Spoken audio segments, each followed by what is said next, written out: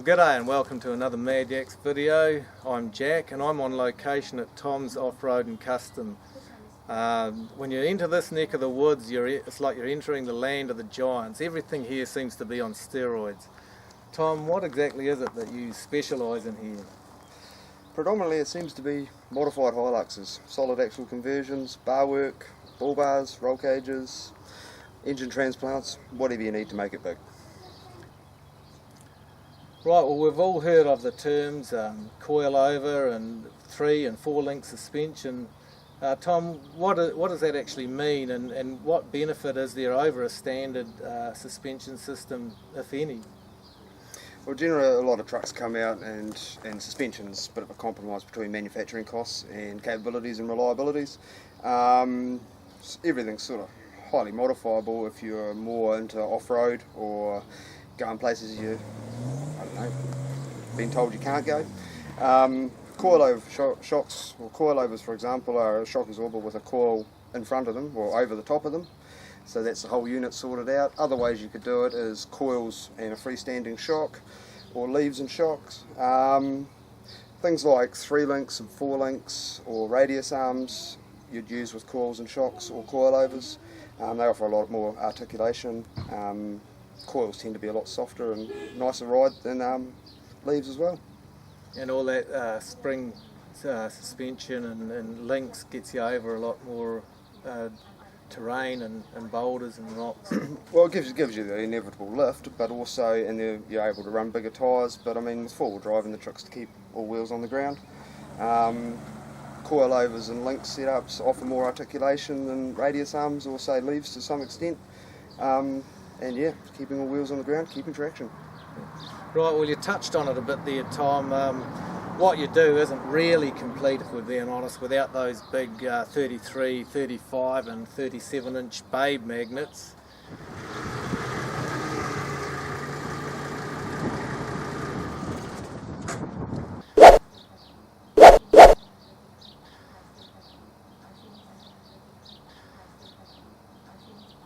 Can anyone just come along and replace their standard donuts and swap them out for those big bad boys and just hoon off to wheel in heaven without any sort of other modification or detrimental effect on the performance of their vehicle, such as straining the motor a bit or speedo being out or whatever? Yeah, no, you'd struggle to just go and put big tyres on, say, a stock standard Hilux. You'd run into issues with interference with tyres, with bodywork and whatnot.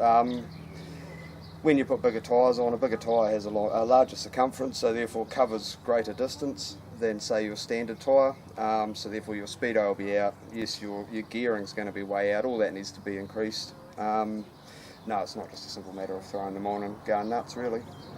Right, well, okay, well what about, say, can anyone just do what you're doing and modify their vehicle and then just front up to the next warrant of fitness and get the issuing officer to just simply write out another warrant as per usual and just slap it on the windscreen and you're all honky-dory and good and ready to go? Or again, is it not quite as good as that? No, it's not quite as simple as that. If you start chopping and changing suspension systems and welding to chassis and stuff like that, you have to go through our certification system with the Low Volume Vehicle Testing Authority or Association.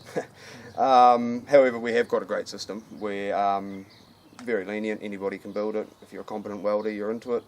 Yeah, as long as everything's fine, you shouldn't have any problems getting cert, and then it's warrant of fitnesses as per usual.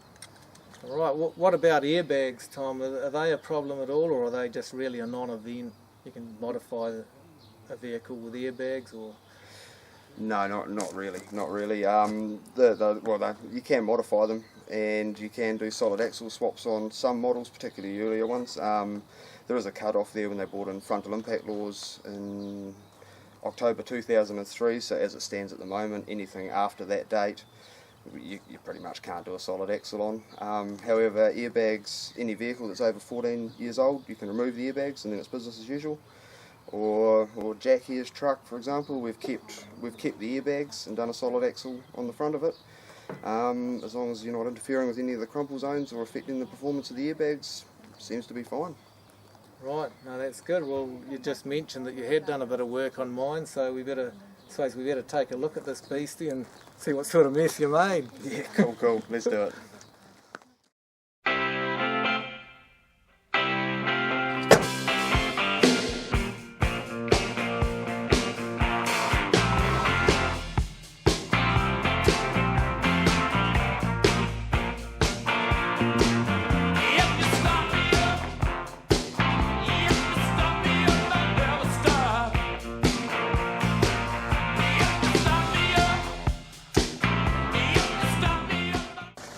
Oh, look at that.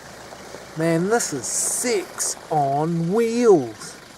Tom, that looks nothing like that humble little Hilux ute I dropped off here 6 weeks ago for that wax and shine. Right, Tom, I've got to admit she does look very good. So what exactly have we gained, and how's this thing going to perform? How can I expect it to perform both on the road, firstly on the road, and then off-road? Well, what we've done to this one is essentially we've put a mid-1990s Prado front end into it. Radius arms, front diff, solid axle front diff, coil shocks, steering box, the works.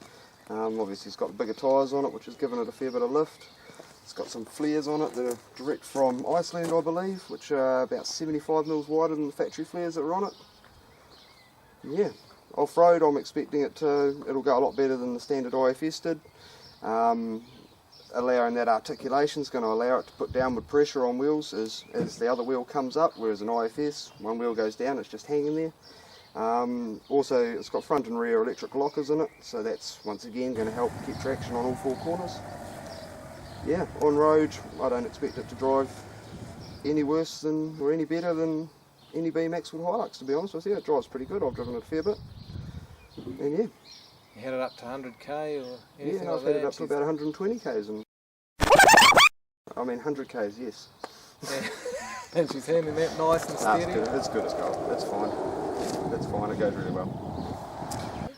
Okay folks, well there you have it. If you've got plans for your wheeled loved one, then give Tom a call, and he'll make your dreams become reality, and give your vehicle some attitude.